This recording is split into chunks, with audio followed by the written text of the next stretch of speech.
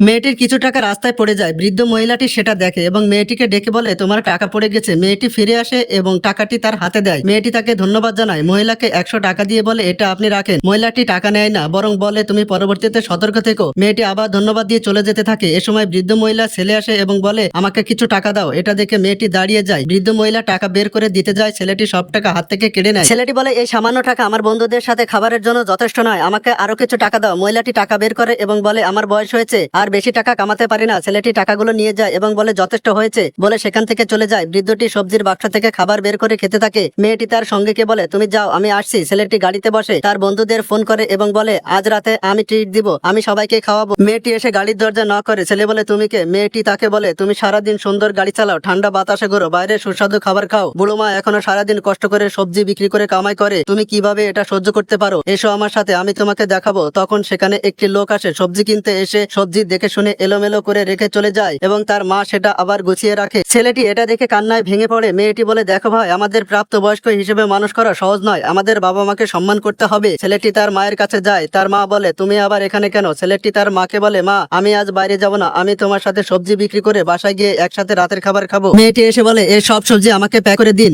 এই সামনে আমার কোম্পানি, এখন থেকে ক্যান্টিনের সব খাবার আপনার কাছ থেকে নিব। ছেলেটি তাকে ধন্যবাদ জানায় এবং তার মাকে নিয়ে চলে যায়।